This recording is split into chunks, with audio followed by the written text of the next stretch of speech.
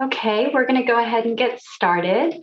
Good evening, everyone, and thank you so much for joining us. I'd like to welcome you to the public meeting for the second five-year review report for the former Sherwin-Williams site in Emeryville. This meeting was requested by the public, and we're happy to be here to share information. I wanted to thank the Park Avenue Residents Committee for rescheduling their meeting in order to join us as well. We have about 30 attendees who registered, and we hope to hear from as many of you as we can tonight. My name is Asha Sethi, and I'm a public participation specialist with the California Department of Toxic Substances Control.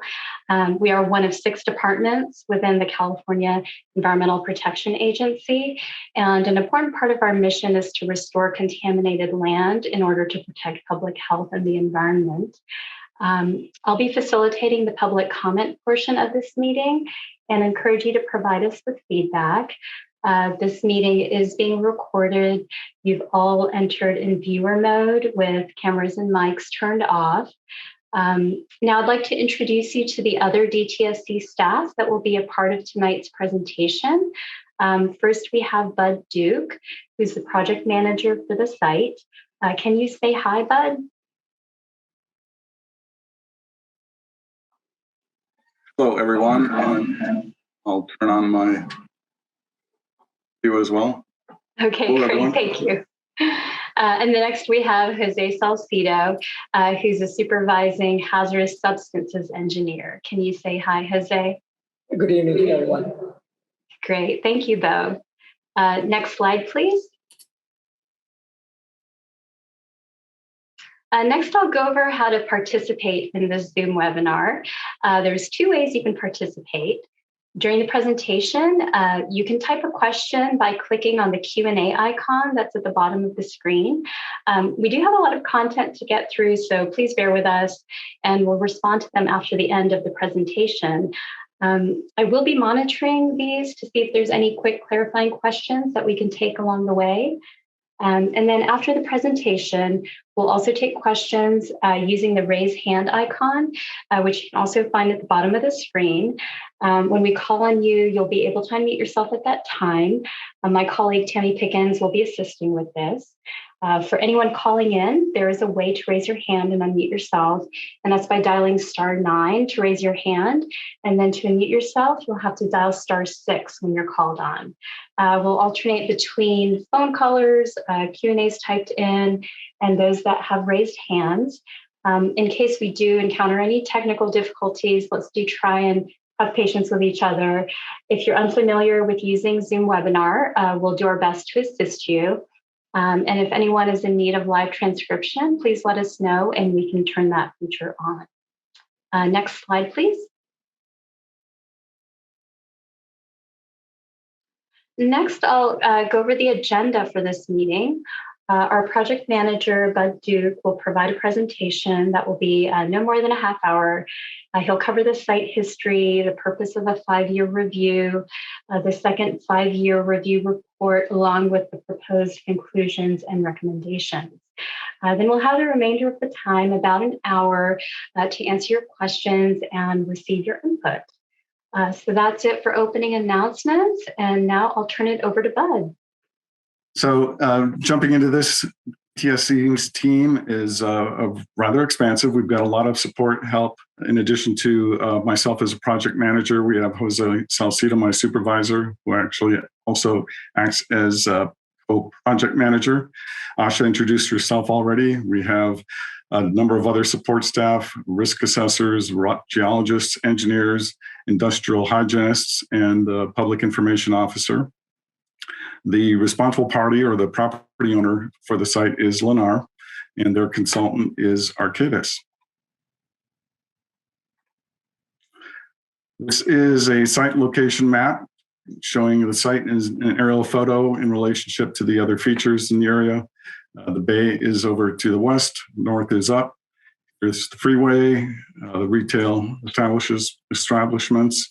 These buildings are the actual new buildings as they're going up. This is a pretty recent photo. And this is the last building from the former operations.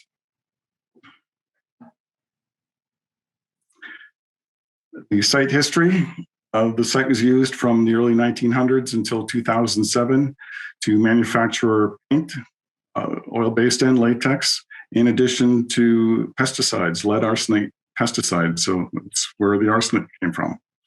Starting in 1988, environmental investigations were conducted and samples were collected of the soil gas, and groundwater. And in the early 1990s, based upon the results of that investigative work, interim remedial measures were implemented. These were overseen by the Water Board at the time. Included with their remedial measures was the installation of a slurry wall, an asphalt cap, groundwater, and the installation of groundwater extraction and monitoring wells, and a treatment system to control the flow of chemicals of concern in groundwater beneath the site. A slurry wall, in this case, consists of a mixture of clay and soil or cement, and it's used to prevent the flow of groundwater across the wall. The initial list of contaminants of concern was rather expansive, and based upon the investigations conducted over the years and the remediations efforts, this list was reduced in focus. That doesn't mean that the entire list isn't sampled for, isn't analyzed for. It's just that the chemicals that are driving most of the concern are a focused few, and we'll talk about that in a later slide. So the initial list in soils included primarily arsenic and lead as far as metals, benzene as far as the volatile organic compounds, semi-volatile organic compounds. The primary issue was naphthalene, and then as well petroleum hydrocarbons in soil. And soil gas, VOCs, again, benzene, but as well ethylbenzene. So benzene and ethylbenzene are components of fuels, and then as well tetrachloroethylene, which is a solvent, and then again naphthalene, semi-VOC. In groundwater, hearing the same chemicals, arsenic, benzene, naphthalene, and then the petroleum hydrocarbons. So in 2012, following the approved remedial action plan, there was approximately 107,000 cubic yards of contaminated soil removed. And then there were breaches and extensions and to the existing slurry wall to maintain the components and to control groundwater movement. A slurry wall breach is replacing the slurry wall material, which was designed to stop groundwater flow, with actually a more coarse material that allowed groundwater flow to pass through the wall. And this was done to direct groundwater flow preferentially through the site, so we didn't have groundwater piling up or mounding beneath the site. In addition, there was an interceptor trench with a membrane barrier installed adjacent to the Rifkin property to control any arsenic contaminated groundwater from flowing onto the Rifkin property. Groundwater and soil gas conditions were monitored, and the site was graded to minimize stormwater infiltration and to prevent pounding. This is a figure then, and to show some of the features that we were just talking about. The brown line is the slurry wall, the initial slurry wall. The breaches are the green dashed lines. This is an extension to the slurry wall. And then this is the membrane barrier, the trench and membrane barrier. The polygons, the colored polygons, are the initial excavation, and the purple and the crosshatched were deeper portions of the excavation. Lighter color is shallower. Groundwater monitoring wells were again installed, and these features. This actually is a little bit different. This is a piezometer, and that's a well that's narrower than a groundwater monitoring well, and is generally just used to measure depth of water. The groundwater monitoring wells are a little wider, and so they actually allow the collection of groundwater samples. All of these wells are associated with the Sherwin-Williams project and are monitored on a regular basis. This is a well that's associated with a different project, the South Front project, also is included in the monitoring of the Sherwin-Williams project.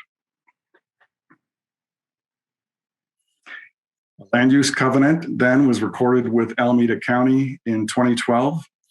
It's used by DTSC when contaminants remain on site above unrestricted use levels or to protect an operation and maintenance of a remedy system. In this case, the CAP and the vapor intrusion mitigation system, which we'll talk about in further slides. The land use covenant runs with the land in perpetuity unless DTSC releases the restrictions. It's attached to the deed, and so in any transfer of property, the land use covenant and its restrictions go with the property. The purpose of a 5-year review is to ensure that remedial action remains protective of public health and the environment and is functioning as designed. It's to identify issues found during the review, if any, and document recommendations to address them. And it is required by federal law. The first 5-year review was prepared in 2016 and covered the period from 2011 through 2015.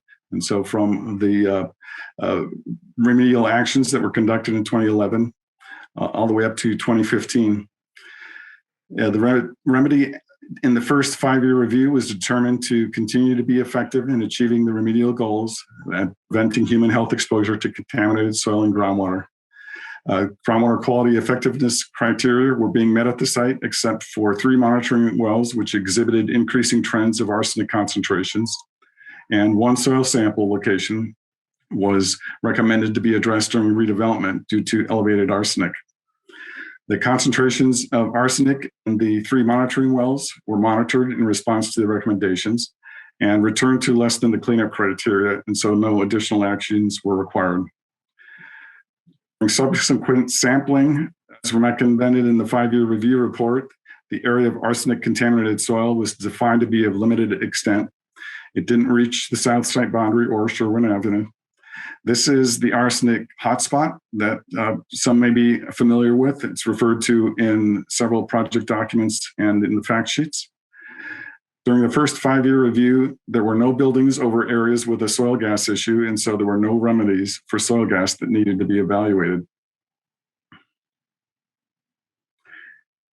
Here's our figure again, and what I wanted to show here were the 3 wells that had the elevated arsenic. Again, they returned to concentrations below the action levels.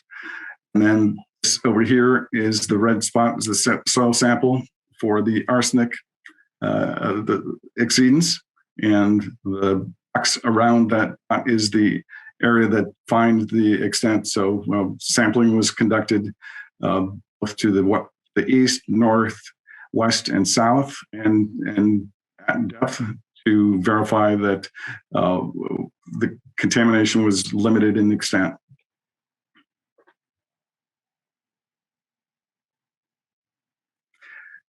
The second 5-year review has been submitted to DTSC as a draft report. DTSC has not yet heard comments, but it is in DTSC's, or it is in DTSC, and this is an outline of the report. It includes an introduction and site background. It talks about the remedial action summary and status of implementation, the progress since the last review and site inspection, conclusions and technical assessment, and then identifies issues and recommendations are identified that would affect current and or future protectiveness. There are 3 questions that need to be asked and answered as part of the 5-year review. The first is the remedy functioning as intended by the decision documents? And then are the exposure assumptions, the toxicity data, the cleanup levels, and the remedial action objectives used at the time of the remedy selection still valid? And then finally, has any other information come to light that could call into question the protectiveness of the remedy? This is a timeline of the 5-year review process. The report was submitted in mid-March. We did receive a request for the public meeting, and that was then the result of our meeting tonight, our presentation tonight to you. We're expecting to provide Lennar comments later in June. And then I would expect that they'd be getting us a draft revised report early in July. And then if necessary, we'll be providing them additional comments with hope that we'd eventually by late July have a final report available for the public.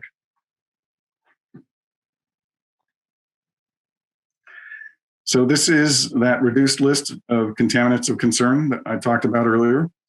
So again, through investigations that were conducted and then the cleanup actions as well, the list of chemicals that are of highest concern are as shown. That doesn't mean to say, again, that we're not analyzing samples for the complete list of chemicals, but it's just that these are the ones that are of most import that are causing us to be most concerned.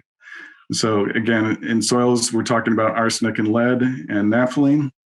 In soil gas, benzene and tetrachloroethylene and naphthalene, and in groundwater, arsenic. What's happened since the last 5-year review? December 2016, there was a ownership change at the site as it was transferred from Sherwin-Williams to LMC to Lennar. From 2017 to 2018, there was additional soil vapor, and groundwater investigations conducted to assess the potential human health risk from vapor intrusion within the proposed new building locations.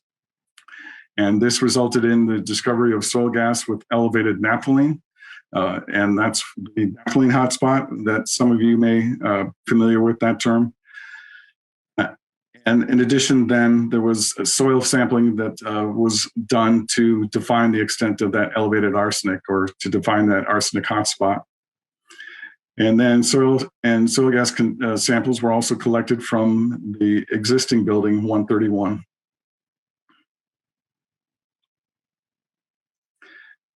From 2019 to 2020, there was preparation for and then removal of an additional 13,000 cubic yards of contaminated soil, which was disposed of at a permitted facility. And so this included not only the hotspot removals, which totaled about 190 cubic yards, but as well soil that was evaluated and then removed and disposed of following the approved soil and groundwater management plan for the redevelopment. And so as part of redevelopment, there was a requirement in the land use covenant for a soil and groundwater management plan, and that basically tells Lennar what to do if they encounter contaminated soil or unexpected features, for example, tanks and lines, how to manage the soil and groundwater appropriately. Beginning in January 2020, the redevelopment of the property included the installation of a vapor intrusion mitigation system for the new buildings to protect indoor air. And I'll talk about what a vapor intrusion mitigation system is in a later slide. As well, then, was an implementation of the corrective action design to address potential impacts from the redevelopment to the existing remedial fixtures. So, for example, if during the excavation for the foundation or utility trenching, they encountered the slurry wall or the breaches, we wanted to make sure that they were repaired to get them back to their the function that they were designed for. In December of 2020, Building 131 was transferred from Lennar to its new owner, Sherwin owner,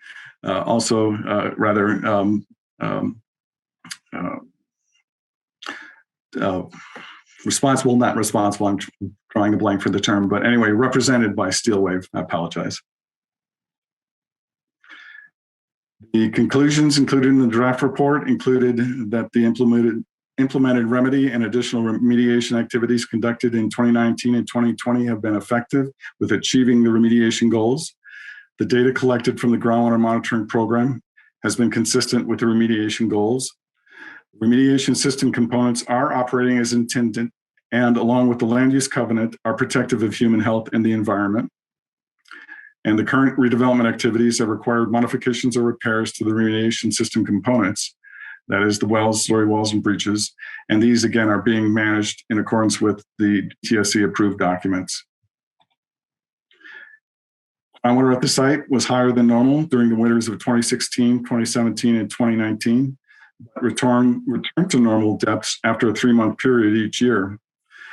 High groundwater levels would be a potential concern because we don't want groundwater to flow around the slurry walls. Groundwater quality effectiveness criteria are being met for the site except for one well. Additional assessment and monitoring is underway to evaluate the increasing concentrations at this arsenic concentrations at this well. And we'll talk about this in a later slide.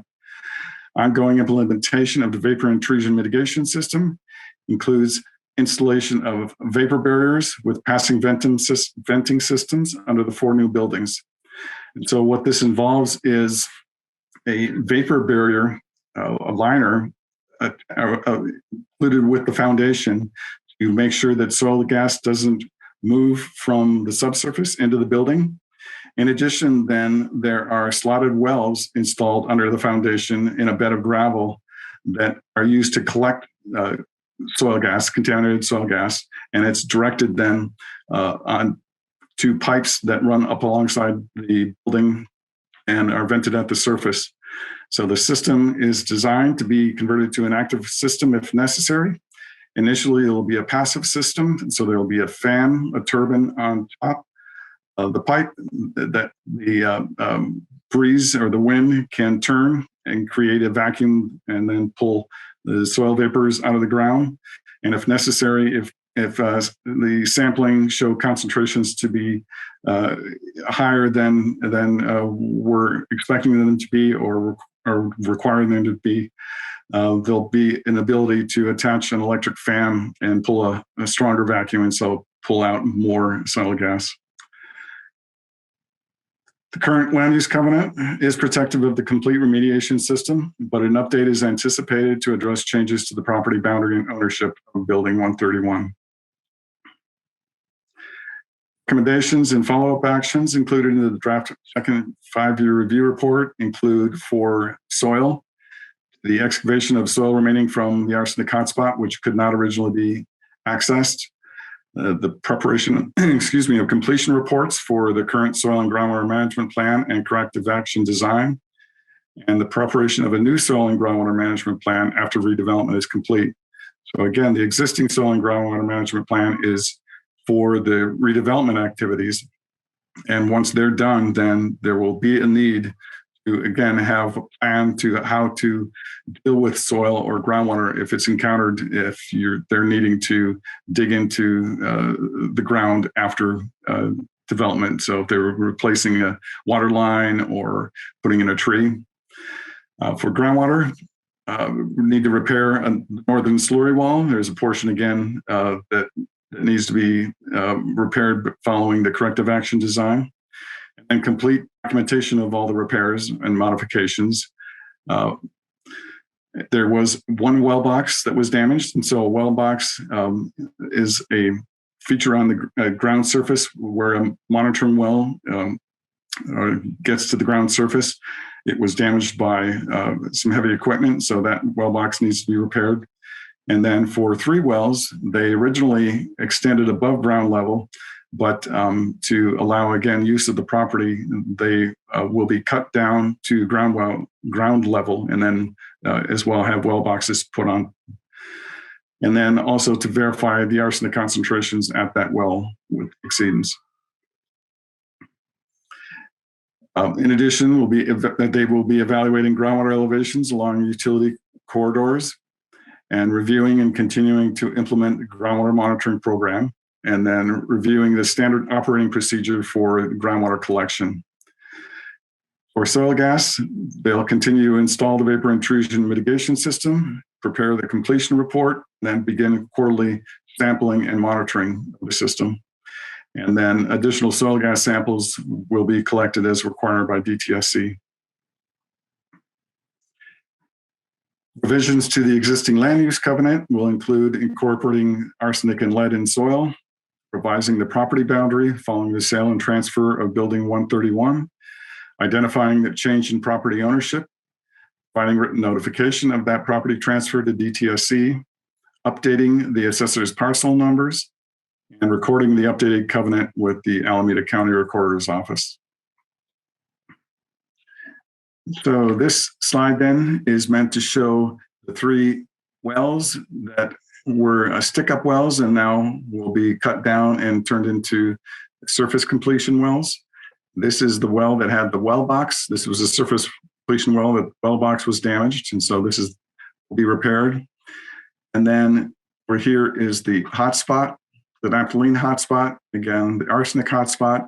And then finally, this is the well with the arsenic exceeds that we're evaluating and taking a look at. This is Temescal Creek.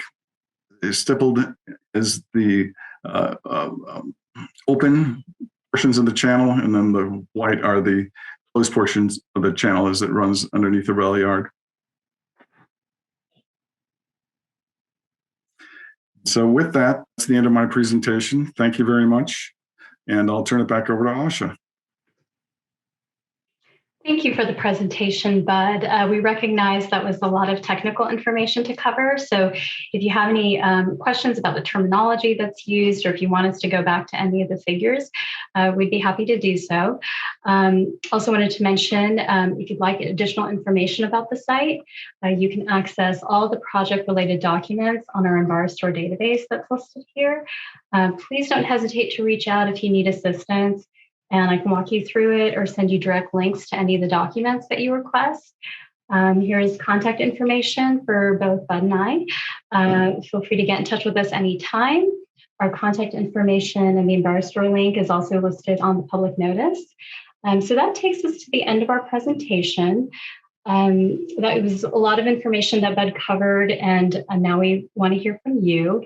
We have gotten a number of Q&As that we've responded to. We could go back through those to make sure that we've answered your questions sufficiently. Just a reminder, you have 2 ways to participate. You can either click on the raise hand icon at the bottom of the screen, or use the Q&A feature also at the bottom of the screen. And if you're calling in, you can dial *9. So let's see, we've got these chats. I want to make sure that we have, how about for the folks that submitted chats to us, if there's any information that they would like us to elaborate on, please go ahead and raise your hand. Otherwise, I'll go ahead and take our first raised hand, and that's from Scott Donahue. You can go ahead and unmute yourself, Scott.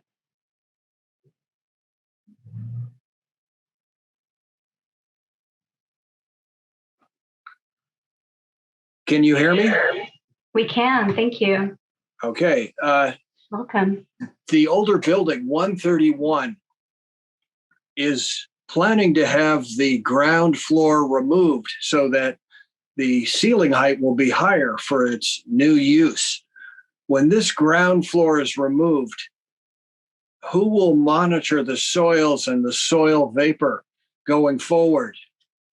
And what if there is additional toxins underneath this building?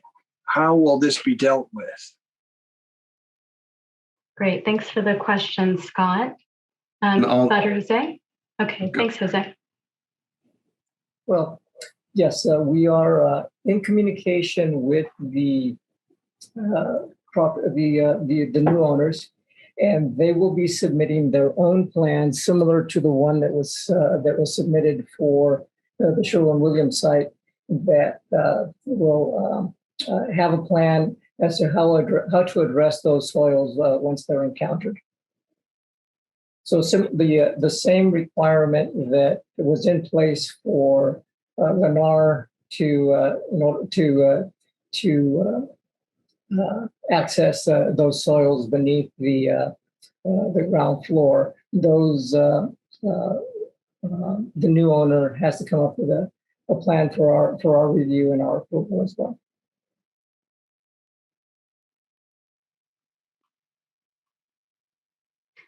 Does that answer your question, Scott?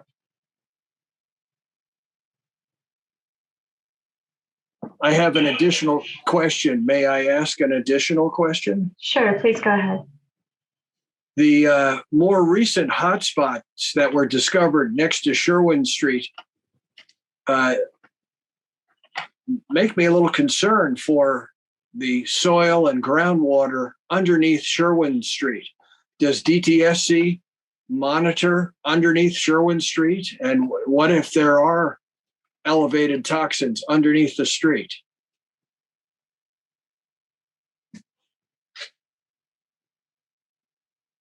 Want me to take that one, Jose, or? Yeah, sure. Yeah, they're Sure. the well map. Yes. So thank you for that question. The trenching within the city is under the purview of the city. Lennar was required to get a permit, and there are permit requirements that the city is overseeing. The hotspot, the arsenic hotspot, again, was defined to not extend to the property boundary or Sherwin Street. The additional soil that was excavated during the redevelopment activities, there were 3 criteria that were looked at: the laboratory analytical results, and then field screening in the field using a meter, and then finally our support staff that were out at the site every day during the excavation using their nose, looking for odors.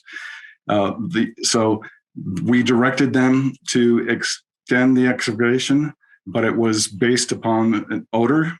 The analytical results that came back were within the acceptable criteria, as well as the field screening.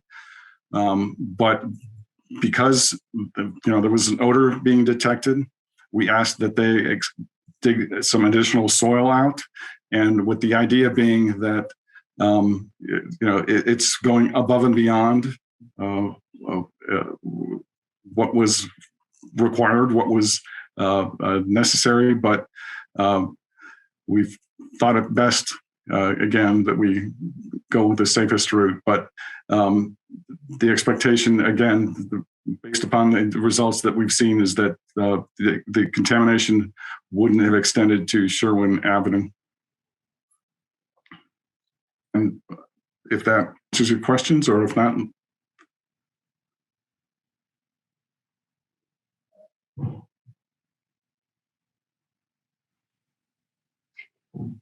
Does that answer your question, Scott? Yes, it does. Thank you. Okay, thank you. Next, I'll move on to the Q&A. We have a question from Karen Palamos. I'll go ahead and read it out loud. How do the existing contaminants affect the residences on Horton, Sherwin, and Halleck? How do they relate to the dry cleaning facility site on Halleck?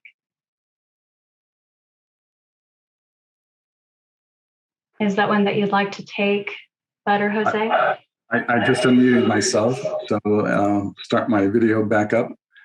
And so the redevelopment soil and groundwater management plan included an air monitoring component. So there was air monitoring stations that collected samples of the air, both for volatile organic compounds or VOCs, as well as dust. And that was on a daily basis.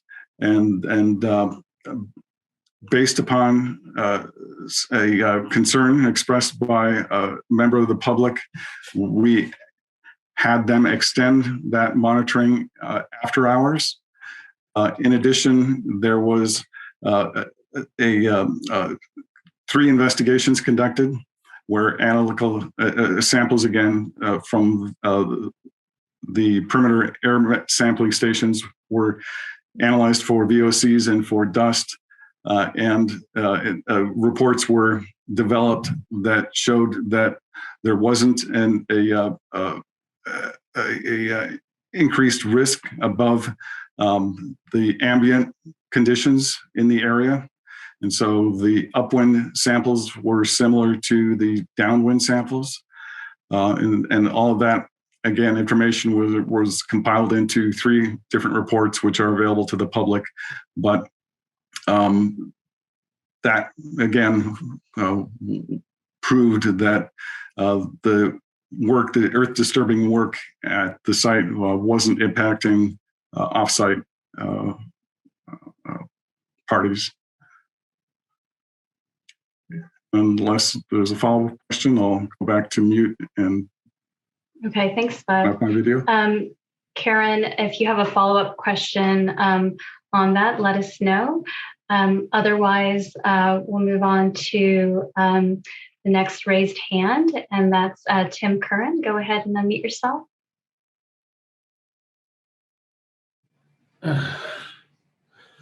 Okay. Hi, Tim. Thanks for joining us. Right, sure.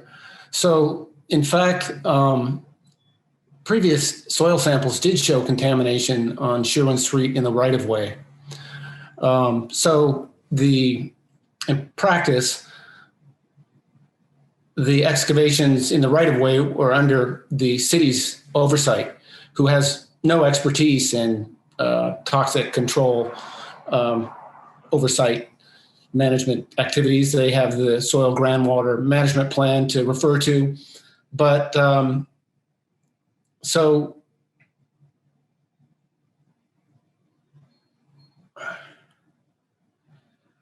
I observed them using standard excavation techniques with very little dampening techniques and using dry brooms and creating a lot of dust. Air monitors, which were off to the side. It was just business as usual. So I'll just kind of broadly throw this out. When you answer Scott Donohue's question that the interior excavation of Building 131 will be handled the same way as the rest of the site under the soil groundwater management plan, I suppose, it will be done with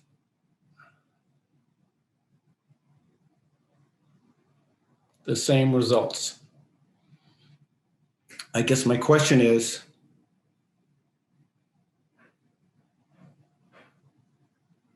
I'll just use one question.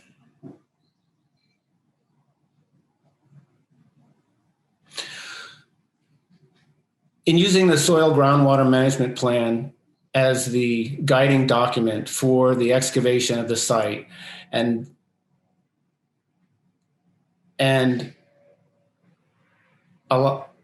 did you allow Lennar and Arcadis to influence the amount of testing of the soil on the site beyond the naphthalene hotspots and the arsenic hotspot, such that you underestimated the excavation of the large area of the site by a magnitude of thousands of cubic yards of soil? So you went in blind. And so my question is, did you go in blind just expecting that things were going to work out with very little contaminated soil found? Or was this an agreement with Lennar and their consultant Arcadis to expedite the work and limit the testing and get on with the work and have the surprise of 13,000 cubic yards of soil instead of a few hundred cubic yards of soil, which you originally characterized the site as needing for remediation? That's my question. Thanks for the question, Tim. Who would like to speak on our process and whether time is factored into making those decisions?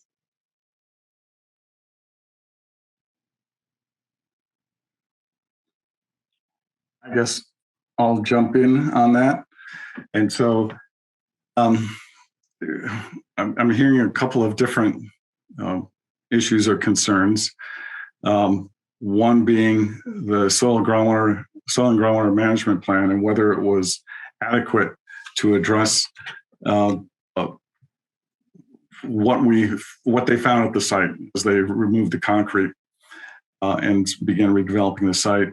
And I would answer that yes, it was. That even though the original estimate of the impacted soil was substantially lower, that didn't affect the sampling protocol, when and how samples were collected and how the data was analyzed. That was done regardless of whether there was 10 yards of soil removed or 10,000 yards of soil removed. As far as whether the project was fast-tracked, there was, or the site could have been delayed for 2 or 3 years, and additional soils could have been collected. That could potentially have resulted, but that could potentially have resulted in the site not having to have a vapor intrusion mitigation system. But with the need for redeveloping these brownfield sites, and TSC is overseeing several of these such sites, brownfield sites, that is, sites formerly contaminated, formerly used, and contaminated sites. The choice was made by Lennar to, by default, install the vapor intrusion mitigation system. So it may not have had to, but they went ahead and said, okay, instead of spending 2 or 3 more years sampling the site, and maybe we wouldn't have to install a vapor intrusion mitigation system, we're just going to automatically install one. In addition, they could have possibly not been required to cap the site or have had a land use covenant. But again, the site will be capped. It will be capped with either hardscape, and so buildings, asphalt or concrete, or in the landscaped area with clean soil that will have a marker barrier beneath it, so that anytime the marker barrier is reached, if they're putting in a tree or a sprinkler or something, they'll know that they, following their soil and groundwater management plan, will need to manage the soils and groundwater if encountered appropriately. And again, the land use covenant will be on the site in perpetuity unless at some future date the requirements are changed. So the site is safe. The site will be safe. Instead of spending 2 or 3 years to do some additional sampling, Lennar took it upon themselves to be proactive and institute these remedial measures.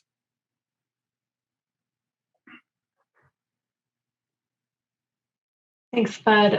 I think, let's see, Tim, I think you may have had additional components to that question.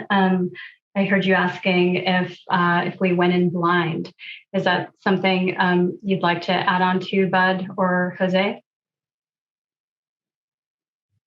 Sure.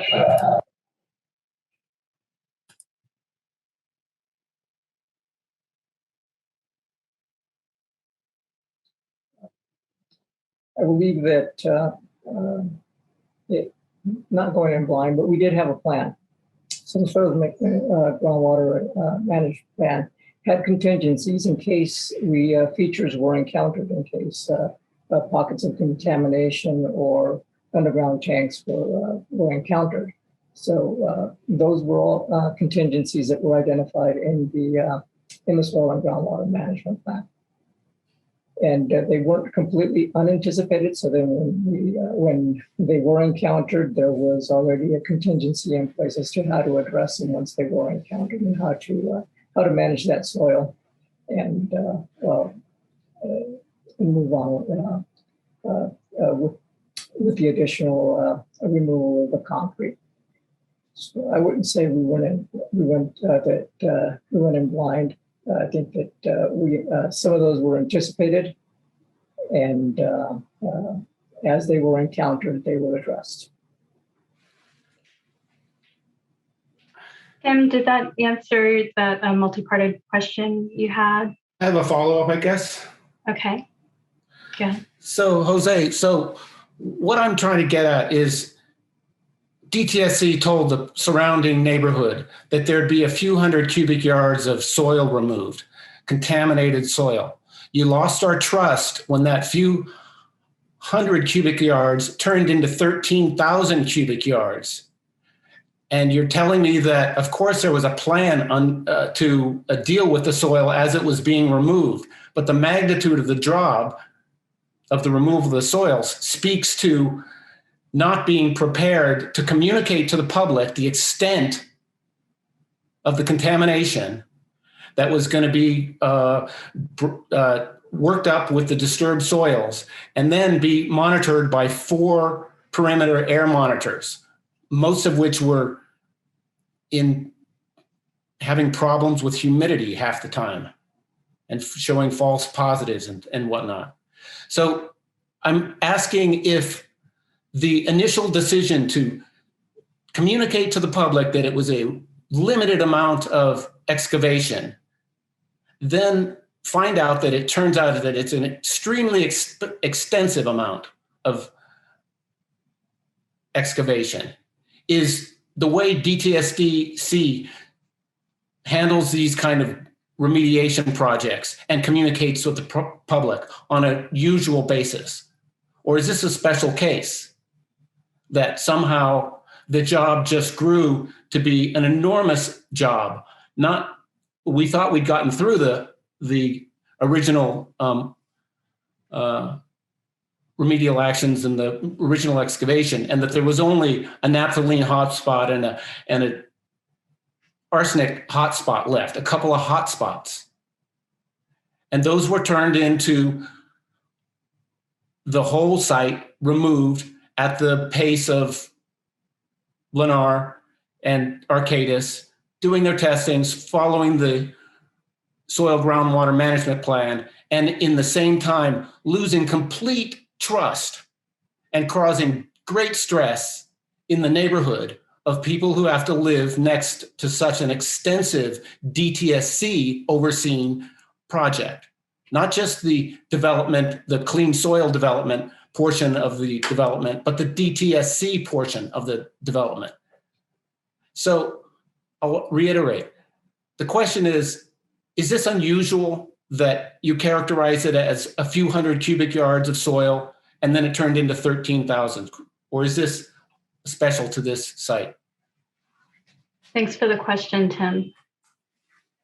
So I think that we could have done a better job of communicating a follow-up community update to the community to indicate that.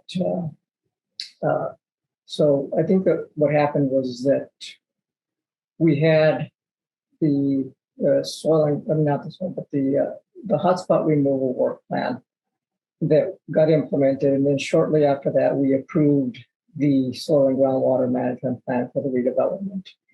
And we did indicate, or we did provide a public notice indicating what the extent of the hotspot removal was going to be, but we were lacking in providing that information for the subsequent soil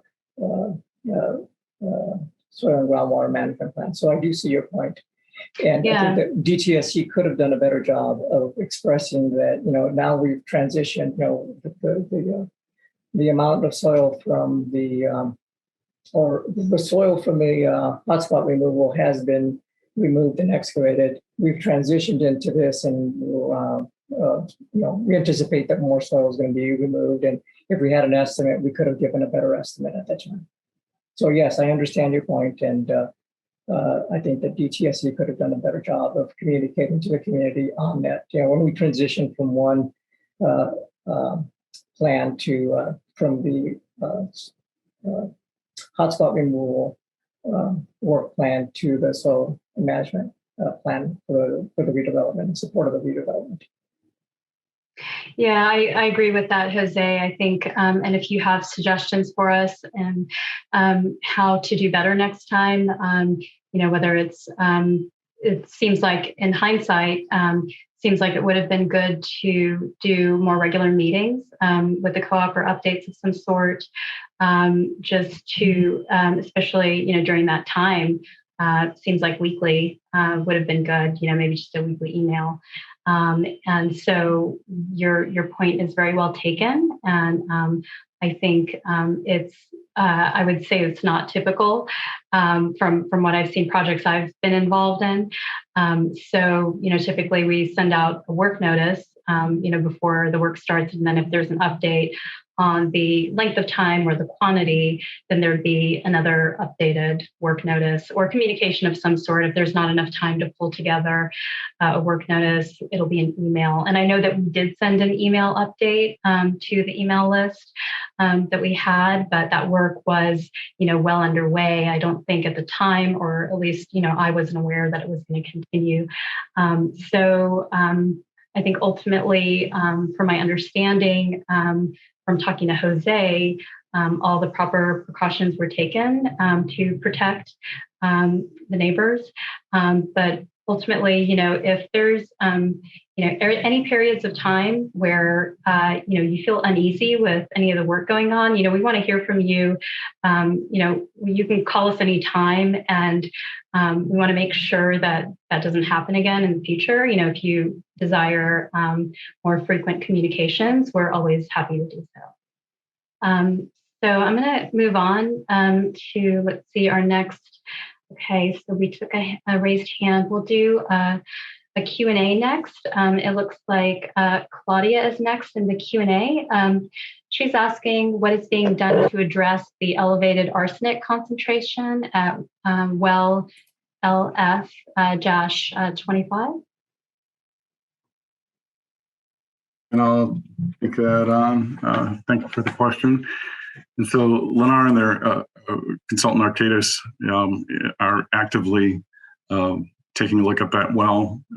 Then Marika can go into a little bit more technical detail if you're wanting to hear that.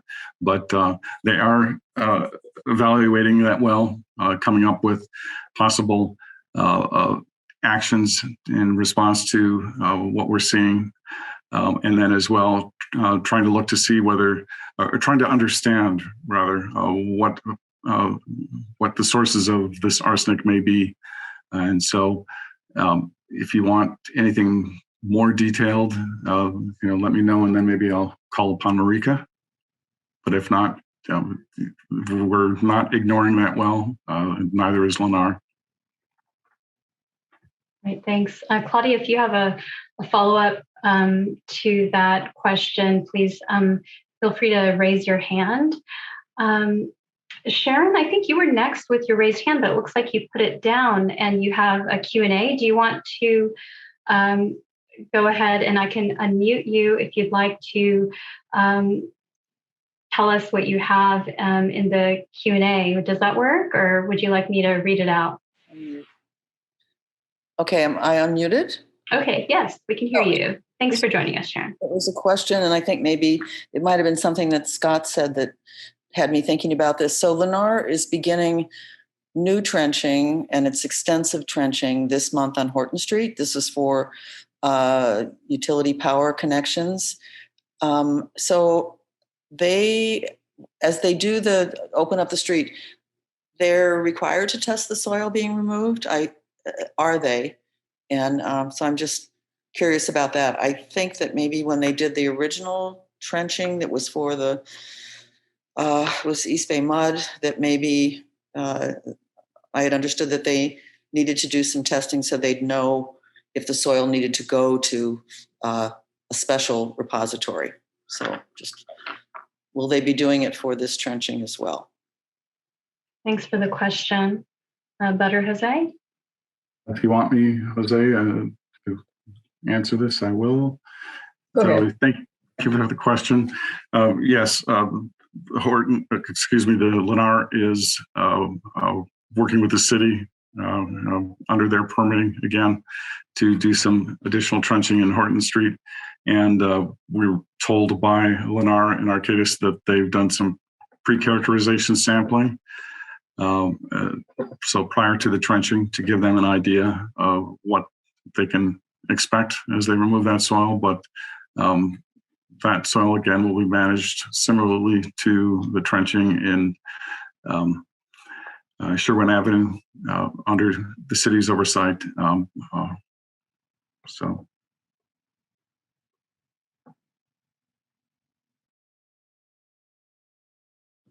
Thanks. Great, thank you. Okay, so next, let's go to, we've got a Q&A from Margaret Fisher. Margaret, would you like me to read this out loud? I'm just gonna see if you'd like to say it in your own words, or if you'd like me to read it out loud, it's up to you. I'm interested in future mitigation. Given the measures planned for the present and near future, do you foresee a need for additional measures further into the future? If so, could those measures require large-scale intervention down the road? By this, I mean large trucks, soil excavation, noise, et cetera. This question may be more appropriate for the engineering firm than for DTSC, but please answer the best you can. And I'll take this one if that's okay. And so the excavation associated with the cleanup actions under DTSC's oversight are pretty much done. The only thing additional would be any utility trenching, which is limited in extent as well, and then the landscaping. And so that will be occurring, and jump in, Jose, I don't, if I'm getting the timeline wrong, but I believe over the next year or two, the landscaping primarily is going to be probably towards the end, but the large scale earth disturbing activities as part of the cleanup actions are done. And then as far as long term, there will be monitoring of soil vapor, of groundwater, and of the vapor intrusion mitigation system. So there will be long-term sampling of those features and reporting. And then the land use covenant as well will be in force. And anytime that there is a need to dig into the soil, so if again a utility line needs to be repaired or a tree needs to be replaced, that'll be under the requirements in their soil and groundwater management plan, which again we'll be overseeing and approving that work. So, but the large earth disturbing activities with respect to the cleanup are done. Great, thanks, Bud. Okay, next we have Brian Donahue. Thanks for being patient. Go ahead and unmute yourself. Okay, I have many questions, but Welcome. first, excuse me? Oh, I just said welcome. Okay, I have many questions, but first I would like to ask the following quickly. I sent you a list of my questions by email to several of you. Did you receive those? Yes, we did receive them, Brian. Okay, will I get answers to those questions if they can't all be answered here tonight? Absolutely, yes. And I think it sounds like we may be prepared to answer some of them, and others we may need to get back to you on with further research. Is there one that you would like us to start with? And if I could just ask though, Brian, just to verify, so you did not receive my email reply? Just to make sure that.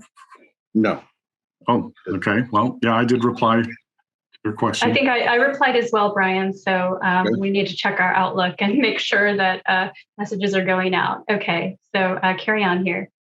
I want to make sure that the 5-year review includes my list of questions, and there are 3 topic areas, as you'll recall, and each topic has several subsections. And so I want to make sure that they get answered in the 5-year review, and because I'm sure we're not going to get to them all tonight. So that I can, you're assuring me they will all be answered by DTSC. Bud or Jose, I don't want to speak for you. My Yes, understanding is yes. Okay, great. Let me ask the first one then. It's about VOCs, or volatile organic compounds. and potential intrusion into future residents at the site.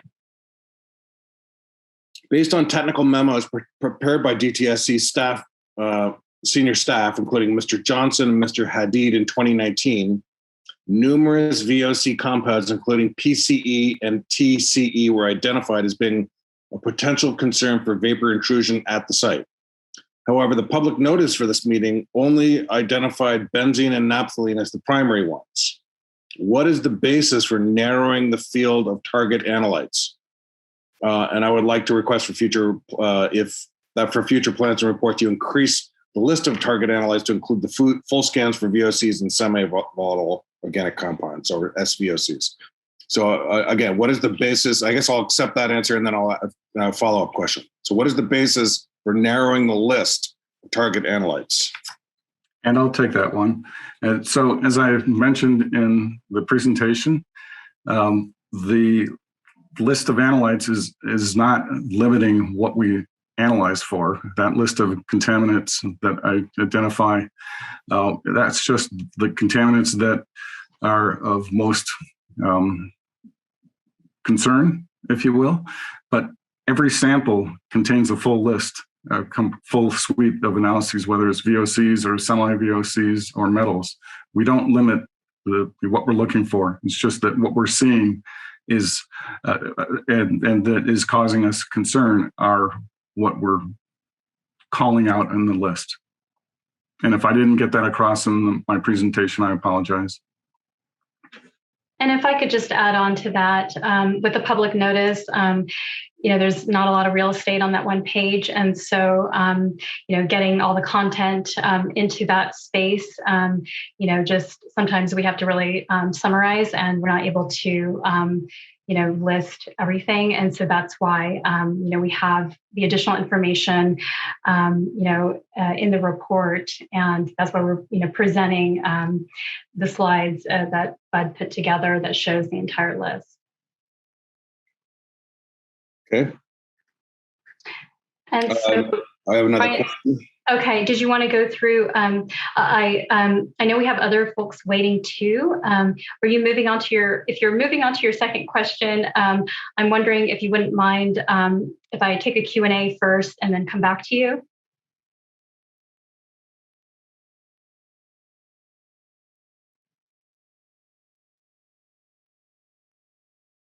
Is that all right with you, Brian?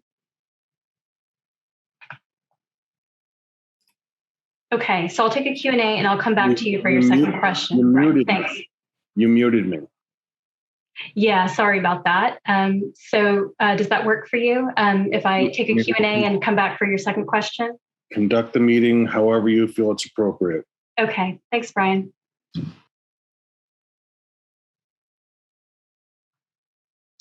Okay, our next Q&A is from Steve, and he wants to know, will Lennar have to disclose to renters the environmental history, remediation plans, results to date, and ongoing monitoring and remediation efforts? I guess I can take that one, Asha. Thank you. So I think that we've all, quite a few of us have done transactions for real estate, and everything gets disclosed. So yes, the fact that there is a land use covenant on the property and everything else, I believe, needs to be disclosed to future property or future renters or property owners there.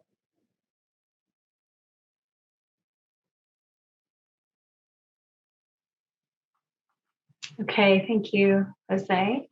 If you have a follow-up, please feel free to put it in the Q&A or the chat. And now I'm going to go back to the raised hands. So Brian, go ahead and ask us your second question, please. Okay, the same DTSC senior staff members, Mr. Johnson and Mr. Hadid, identified large areas of the site across, quote, hundreds of feet, close quote, at the site in the area of former tanks and underground storage tanks and above ground storage tanks, and along utility lines which had not been properly tested and characterized for VOCs. please explain why additional investigation in those areas was not required by DTSC, and please explain what data set and what evaluation you relied on to make that decision. I can take that one, Jose, if that's okay.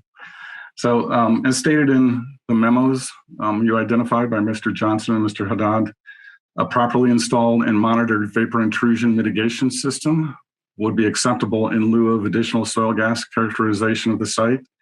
And that, again, speaks to what we talked about, was that rather than spending 2 or 3 more years collecting more soil samples and potentially not having to install a vapor intrusion mitigation system, Lennar went ahead and opted to install the system, which again is included in Mr.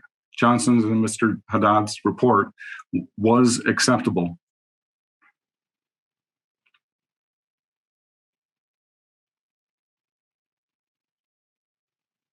Okay, thanks, Bud. Brian, did that answer your question for that particular topic? Well, it answered it in a certain particular kind of a way, yes. Okay. It wasn't a satisfying answer, but it was an answer of a sort. All right. Thank you. I'm wondering if I can go back to a Q&A and then come back to you for your follow-up questions.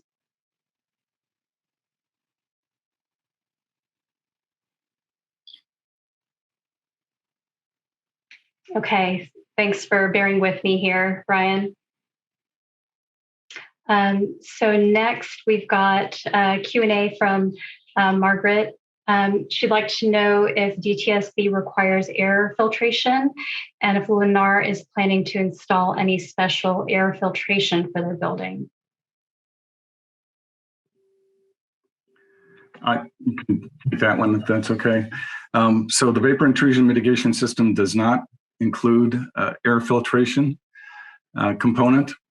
Again, what it involves is a vapor barrier or a liner to prevent the movement of soil gas into the building, and then the collection of soil gas from beneath the building and moving it out from beneath the building. So again, it just reduces that possibility of it moving into the building. Indoor air will be sampled prior to allowing occupancy, and there will be ongoing monitoring of the vapor intrusion mitigation system. Okay, thanks, Bud. Margaret, if you have a follow-up on that, feel free to raise your hand or type it into the Q&A. Okay, so we'll, okay, I see you do have a follow-up, so I'm going to go ahead and unmute you.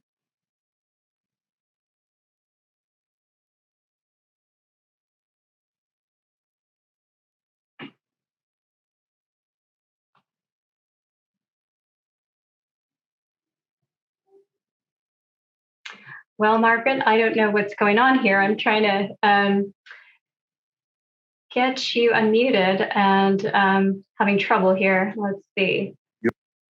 Oops.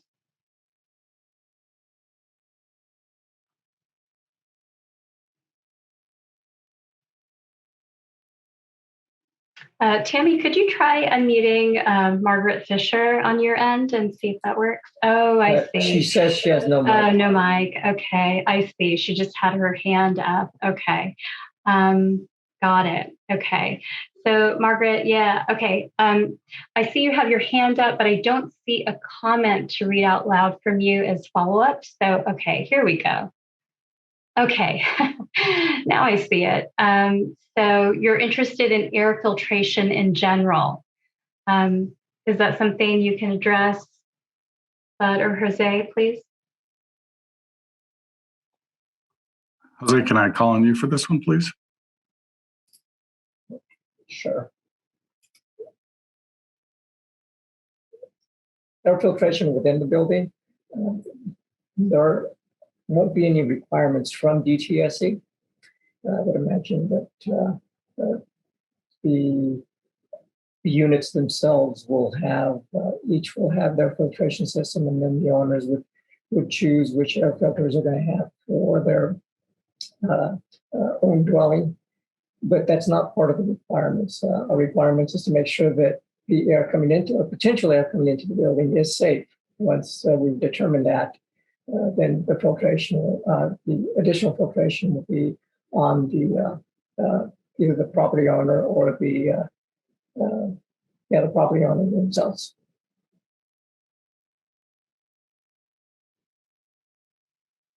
Okay, thank you, Jose. Okay, so Brian, you still have your hand up. Would you like to ask some follow-up questions next? Yes. Okay, it's my understanding that DTSC may have relied upon groundwater data as a rationale for not requiring investigation of soils for VOCs, for example, from the 10-foot depth. If that is the case, did you conduct an evaluation to correlate the soil concentrations to groundwater concentrations? That type of evaluation seems to be absent from the record. So please clarify how DTSC determined that potentially contaminated soils from the 0 to 10-foot depth would not pose a potential threat to future ground floor residents of the development. I'll take that on. I'm sorry, but that's okay. So soil vapor is ultimately the sample medium that we use to characterize the potential for vapor intrusion. The soil volatile organic compound data is not relied upon for vapor intrusion assessments due to concerns over contaminant loss during the collection of the sample, and therefore a false negative in assessing the pathway. Out of an abundance of caution, DTSC considered the vapor intrusion pathway potentially complete with the limited soil vapor sample data exceeding the generic screening levels, and therefore again required the installation of a vapor intrusion mitigation system. The performance testing of the required vapor intrusion mitigation system will provide empirical data to evaluate the pathway post-mitigation.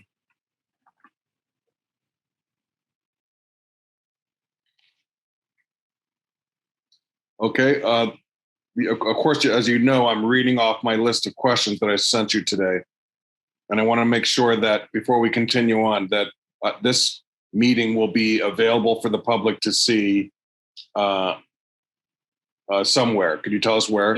Yes, it will. Yeah, it's being recorded, and then we'll be posting it on our YouTube channel, and I'll make sure to send that link to all of you so you can share it for those that weren't able to attend the meeting. I have more questions. If nobody else is asking questions, I would like to ask more. Okay, thanks, Brian. I'm going to go back to the Q&A, and I'll come back to you. So Claudia, it sounds like says that she would like a little bit more detail. I think that might have been an old message actually related to... I think it's related to the contamination at arsenic concentrations at LF25. Okay. Who would like to take that? Marika, you're on. I am. I suspected that it was going to be punted to me. So in terms of the studies that we're doing at LF25, or to address the arsenic at LF25, it's important to understand that arsenic contamination is not limited to Sherwin-Williams. There are other sites in the area that are also impacted from their own past uses. So in the evaluations that we've been doing, or rather that Lennar and Arcadis have been doing, we have been looking at potential other sources of the contamination. We have been looking at doing, actually it has been done, a hydrogeologic study to determine groundwater flow and some isotope analysis to determine where the water might be flowing from. It is important to know, and it is something that we are looking into, that sea level rise is a concern out here. The creek is right there, so there is some tidal influence shown right immediately next to LF25. In addition to those studies that are being done, we also have been doing remedy evaluations to address potentially contamination coming from the site and or maybe the railroad. We're doing investigations and evaluations. I believe a couple of those documents are currently in my list of things to review. if that answers your question. Thanks, Marika. Claudia, feel free to let us know if you'd like additional. Okay, great. Looks like that answered her question. Thanks, Marika. Okay, so let's see. Okay, Brian, you're up. Okay. A vapor intrusion mitigation plan dated April 2020 was prepared by the consultant Arcadis, that's the Lennar consultant, which requires quarterly monitoring for benzene, ethylbenzene, and naphthalene for a 1-year period to occupancy and a single event 1 year after occupancy. Depending on those results, pardon me, I'm burping, monitoring may be stopped after that. There are potential problems here, including not all ground units are planned for testing. The list of chemicals tested for it is limited, and there is no long-term monitoring plan. Please clarify what data sets and evaluations were used to come up with this deficient plan, what I call a deficient plan. And then, in addition, I hereby request for you to investigate these deficiencies, especially in locations of future ground floor residences that correspond with the former underground and above ground storage tanks and utility lines, which Mr. Johnson and Mr. Haddad identified as not having been properly tested and characterized. Okay, thanks for the question, Brian. Who would like to take this one? Go ahead and take this. And so, appreciate your input. We'll take it with us outside this meeting and certainly have additional discussions regarding it. But the occupancy evaluation, we think, is adequate and appropriate. And again, that's all dependent upon there not being a significant, we're not seeing significant concentrations of contamination in soil gas as part of the routine soil gas monitoring, as well as monitoring of the vapor intrusion mitigation system. But short of that, if we're not seeing it in soil gas or in the vapor intrusion mitigation system, we believe that what's been approved is appropriate for the indoor air. Again, point back to Mr. Haddad and Mr. Johnson's conclusions in their memo that a vapor intrusion mitigation system and monitoring would be acceptable or appropriate in considering the information that was available at the time the decision was made to install a vapor intrusion mitigation system. Thanks, Bud. So this is one that we're going to follow back up with Brian on. Is that right? Yes. Okay. Okay, great. I'm just going to see if we have any other Q&As here. And if not, Brian, would you like to continue with looks like you can continue with your questions.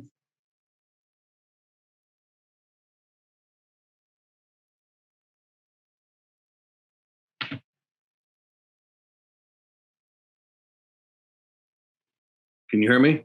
Yes, can hear you. Thank you. Good. Just before I ask my next question, I just wanted to state, to the extent that my questions are not being answered adequately here tonight, and I believe several have not been answered adequately, I'm not going to do any hounding of you or anything like that. I'm just going to let you answer the way you want to answer, and then I will go, make sure Emeryville residents are aware of how you're answering these questions. Just so you know, I mean, I'm not going to be insisting on anything here tonight.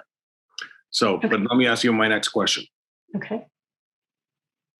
Okay, since future residences are entitled to learn about the potential for toxic VOCs to enter their living spaces through the upcoming decades, will the DTSC notify the future residents of the lack of investigations and the lack of long-term monitoring? Or is that something that the community should do? As a concerned community member, I request the DTSC require indoor air monitoring for all ground floor units, especially in the units that can correspond to the locations of the former tanks and utility lines I talked about earlier. And I also hereby request the DTSC require continued monitoring on an annual schedule and in the decades ahead, at least once per 5-year period.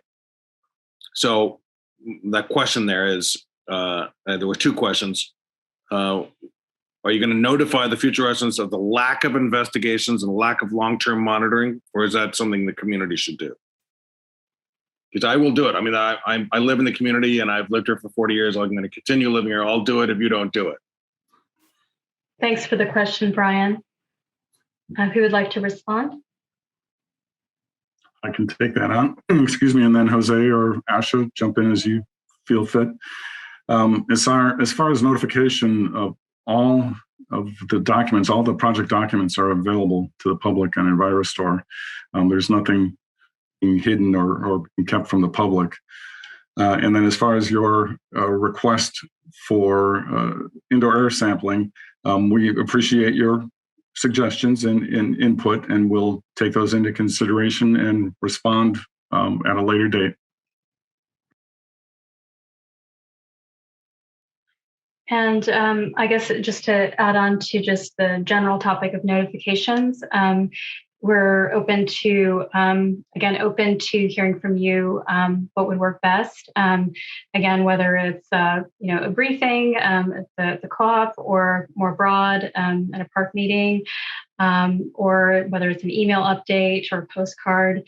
We're open to what would work best. So please do let us know how you'd like to receive the communications. But outside of that, definitely encourage you, if you haven't already, on EnviroStore, you can sign up to receive alerts, and I can walk you through how to do that. But basically, you go to the main page, and in the upper right corner, it says sign up for email alerts. So anytime a document is uploaded, you get a notice that there's a new document there. It doesn't take you straight to the document, but it just notifies you that something new is posted. So then you have to get in there and see what the latest document is. So I'm happy to help you get into that system if you're interested. So I just wanted to do a time check here. We're getting close to 8. So I just wanted to make sure that if we haven't heard from anyone who hasn't spoken during the meeting, we'd really love to hear from you. So we would like to hear from as many voices as possible. And so I'm just going to go back here and see if we have anything in the Q&A. It looks like Margaret does have a Q&A here. She says, we are so lucky to have Brian advocating for the community. Can you share your own experience of how a community advocate on a different site has influenced the process and progress of a cleanup and monitoring situation? That's a really great question, Margaret. We do see it all the time. In fact, yes, you have your own advocates in that community. I know that Bud and Jose have been corresponding with Tim Kern as well. And because of Tim, there has been additional air monitoring. And as far as the details around that, Jose or Bud, could you share, what some of the additional measures that have taken place at the site because of voices like Tim's? Yeah, I can answer that. So again, as I've mentioned, that based upon concerns expressed by Tim Kern, the perimeter air monitoring was extended into the after hours. And so in the evening, in addition to the work hours. And then as well, there were 3 investigations conducted to determine what the potential impacts might be to the offsite public from the site with respect to dust or VOCs leaving the site. And what I didn't mention, I think, was that those investigations, the sampling was conducted when known impacted soil was being moved, disturbed. So what we wanted was a worst case scenario. And again, those investigations all resulted in conclusions that there were no additional impacts offsite above and beyond what we were seeing upwind of the project site. So the project site was not adding to any air quality issues in the neighborhood. Okay, thank you, Bud. Let's see here. We're getting close to 8 o'clock. Brian, I know you still have your hand up. And it looks like we've got Tim as well with his hand up. So we can go over a few minutes just to make sure we get to Brian and Tim, and then we'll wrap up tonight's meeting after that. Let's see. I'm going to hope it's okay with you, Brian. Can I give Tim a chance to talk, and then I'll come back to you? Okay. So Tim, go ahead and unmute yourself. Thanks for joining.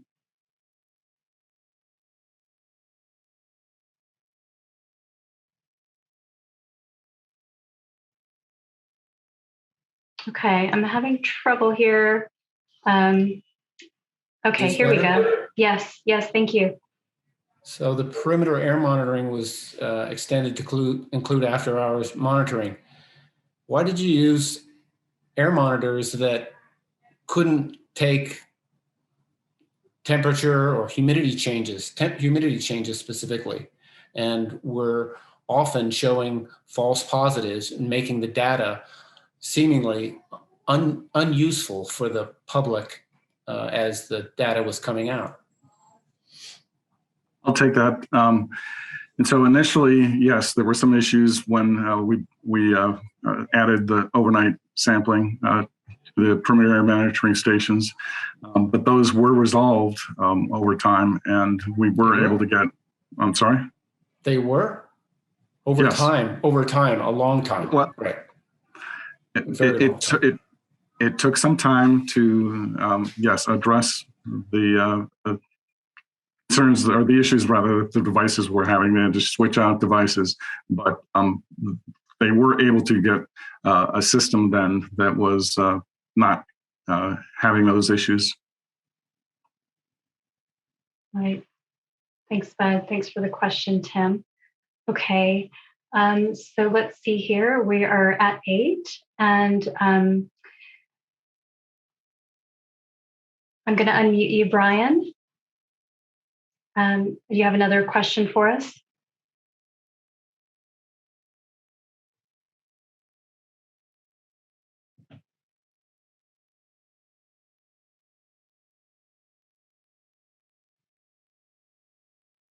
Can you hear me? Okay. Hear you now. Thank you. You're having problems with this. I know, right? Okay, it sounds like it's going to have to be my last question, even though I have many more, but this is the last one related to VOCs. Okay. Based on the deficiencies of reviews related to VOCs at the site, it is my understanding that complaints have been filed with the Board of Professional Engineers, Land Surveyors, and Geologists against the professional licenses of 5 DTSC staff and 2 consultants with Arcadis, including Unit Chief Jose Salcedo, Branch Chief Richard Hume, former Northern California Division Chief Mark Malinowski, Senior Engineer Shalier Haddad, Senior Geologist Theodore Johnson, and consultants Richard Goldstein and Chris Spill.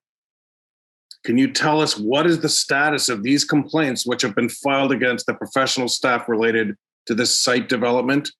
And have the complaints against the 7 professionals affected the work or the investigation which DTSC required at this site? Thanks for the question, Brian. I'll take that. So DTSC is proceeding with the oversight of the project, and the board is conducting their investigation independently, and we do not know their schedule.